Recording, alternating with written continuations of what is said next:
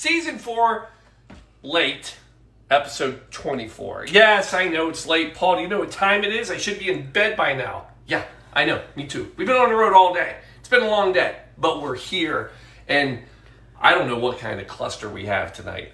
But here's what I know. It is National Ice Cream Day, and I'm not missing it. Actually, this is all a lie. If I could miss a chance to make any kind of cocktail, it's ice cream. If you don't know that about me, I'm going to explain it. But right now, it's National Ice Cream Day, folks. I've got your cocktail. It is called Murder in the Dark.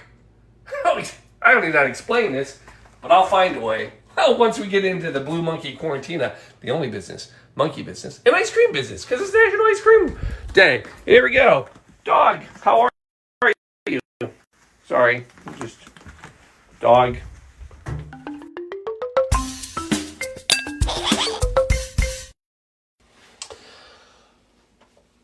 Here we go. Here we are.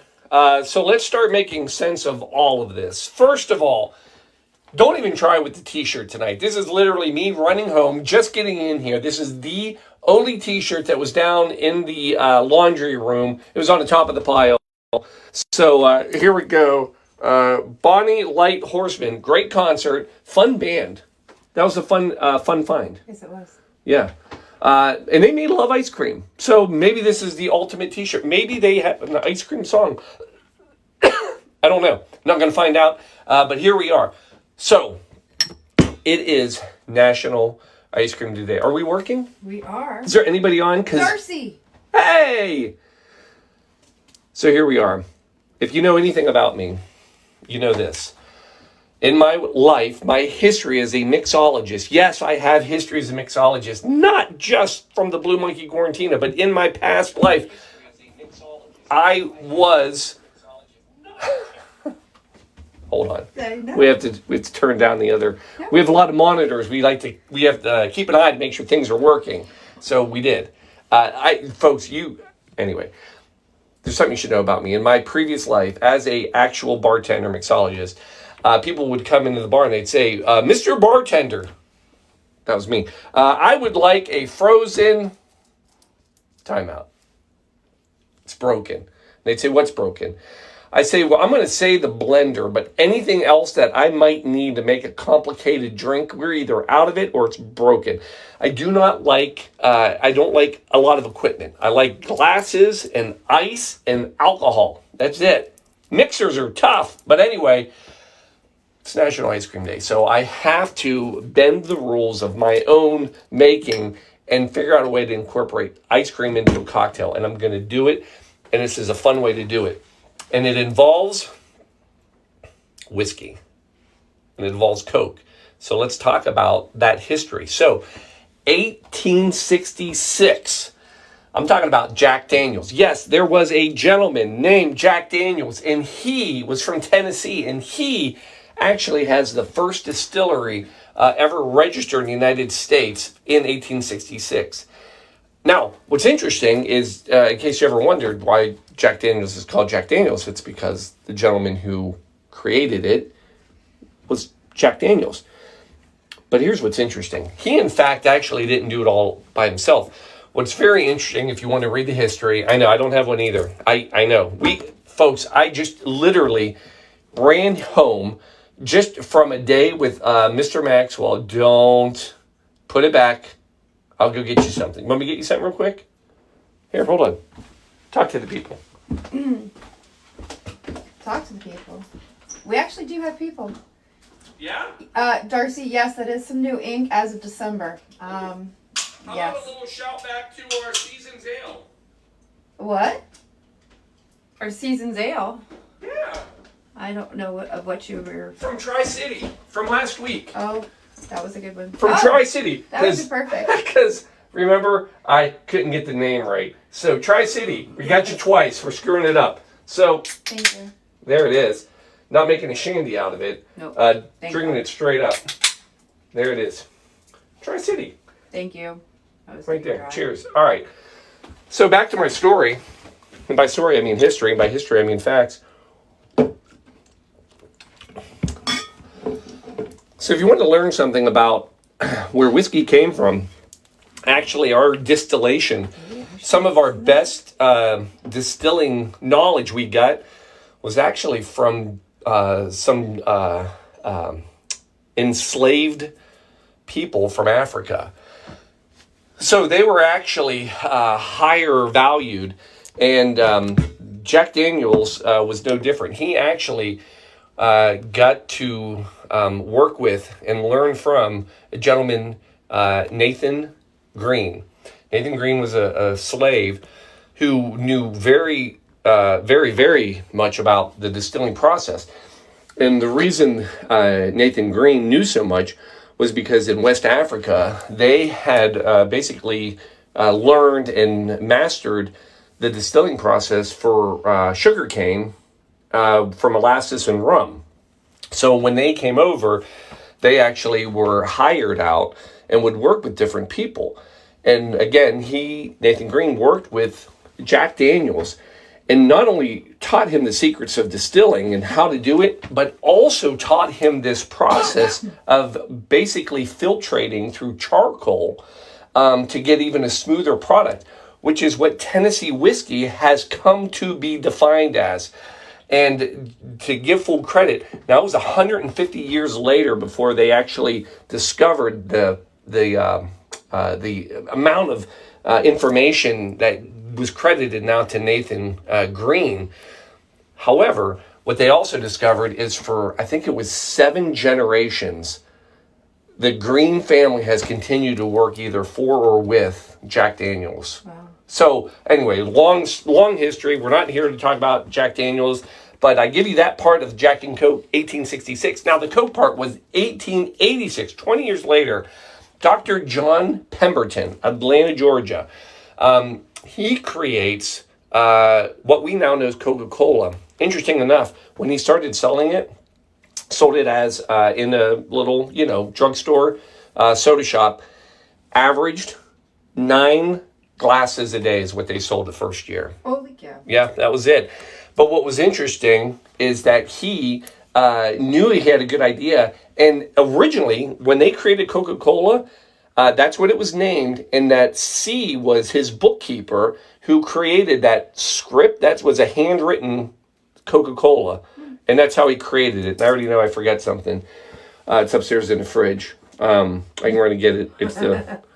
Me or you? I will do it. You know what I'm missing, right? Yep. Okay, anyway, I'll keep talking. She'll be right back.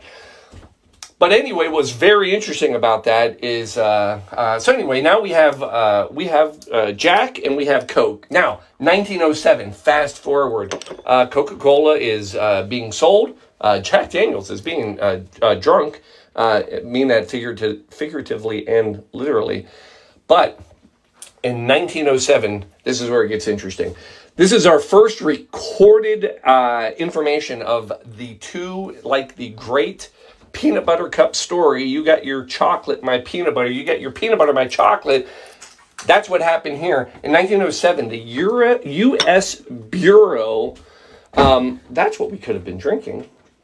No, we're going to get to that. So the U.S. Bureau of Chemistry, just leave them there. I'll get it in a sec. Yeah, we'll only need one.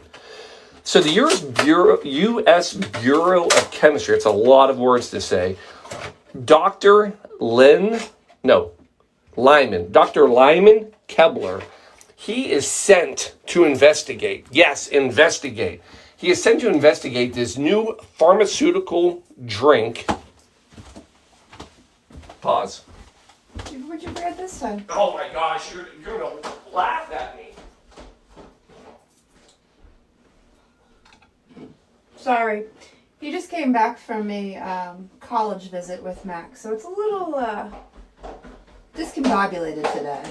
This will be our longest show with the least amount of information ever. Oh, you couldn't have asked me to bring that? Coca-Cola. Forget. We need that. Anyway, so Dr. Kebler is sent to investigate this new pharmaceutical beverage, Coca-Cola. By the way, it did have cocaine and caffeine in it originally. And he goes down south where it's very prevalent. And what he finds is that not only is it being sold, people love it, but he learns that one of the soda shops, the guy there is selling it to the military folks. And these military men are mixing it with whiskey and creating this new cocktail in 1907. The name of that cocktail? It's called a Coca Cola Highball. And ever since then, we have enjoyed and had whiskey and Coke, Jack and Coke, whatever you want to call it. By the way, the perfect ratio, if you're going to make a Jack and Coke, which we are not making today, is 2 ounces of Coca-Cola. Scratch that. 2 ounces of whiskey or Jack Daniels and 4 ounces of Coca-Cola. 2 to 4. That's your ratio. That makes the perfect one. Now, Paul, is that what we're making today? No, it is not. No, not yet. We are going to ice cream this thing up. So, one of the things I've always hated about ice cream cocktails, as I've mentioned earlier, is a blender. I don't like a blender. It's too much work. It means I have to clean it up. I don't like it. So, in my apparently 3.5 minutes of research tonight, I came across a cocktail called Murder in the Dark, which already sounds fun. Murder in the Dark basically is a riff on a classic Jack and Coke, but it's served in the form of an ice cream float. And I got to give it credit because I'm like, that's how they should be done. That is how you do a proper ice cream cocktail. So, without further ado, and I think after 12 trips, we have everything we need. Let's make this bad boy. So, first, now, this recreated Murder in the Dark. They don't use Jack. You can use Jack Daniels. You can use anything you want, but they call for bourbon. And I can't believe it. I'm going to use Buffalo Trace because that's what I grabbed out of there. So we're not messing around. This is a nice cocktail. 1 ounce. And 1 for Shelby.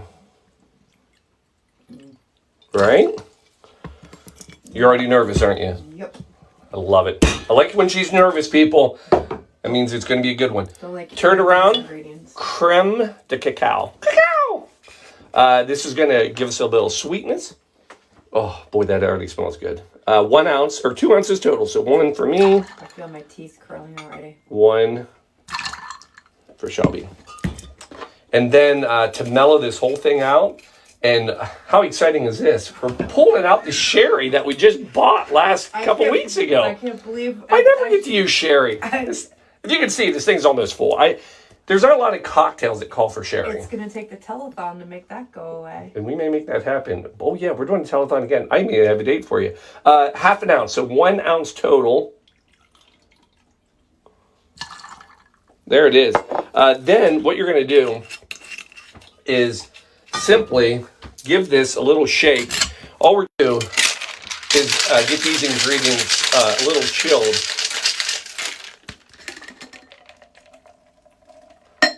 Now, the fun begins. Build our cocktail. All right, come in.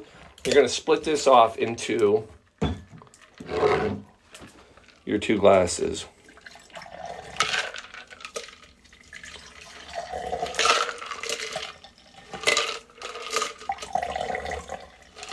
Right? All right. There's that. Now, the fun really begins. Yeah, ice cream. It's just like for adults, but a lot more fun. We're going to, oh, man, that could have been ugly. 2 scoops in each one.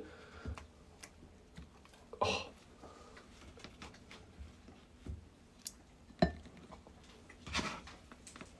Right? Make that one prettier. Come on. Come on. There it is.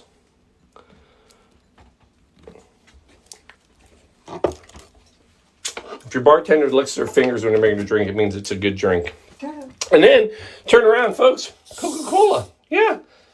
Delicious. Drink Coca-Cola. By the way, in early 1800s, when Dr. Pemberton created Coca-Cola, within the first year, their advertising said, drink Coca-Cola. That's the signs he made. And that has stuck ever since. I think that's amazing for advertising. And then you're just going to top this off, just like a nice float, with your Coca-Cola.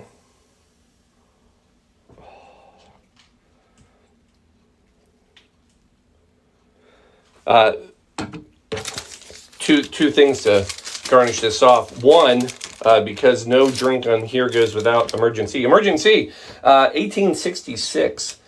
Jack Daniels. Yeah, actually using this to, no, I don't know. And it probably was pharmaceutical. So I'm going to give more credit to Dr. Pemberton. I'm sure he had some emergency laying around the house. All right, little sprinkle of that on top. And then what do you top any good sundae or ice cream dessert off with? A cherry.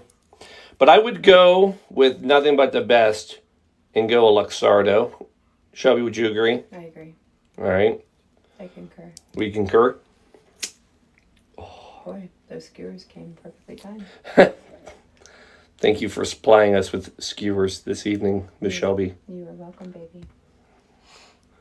Now if I can just... Man, it's almost like I need glasses. Folks, pop the straw in there. We use recyclable bamboo straws in our house. Tonight, anyway. And there it is, folks. That is your murder in the dark quarantine style. And shouldn't every murder in the dark be quarantine style? Hold. Let's get over here. Let's give this... Let me just try this doggone thing. Hold on.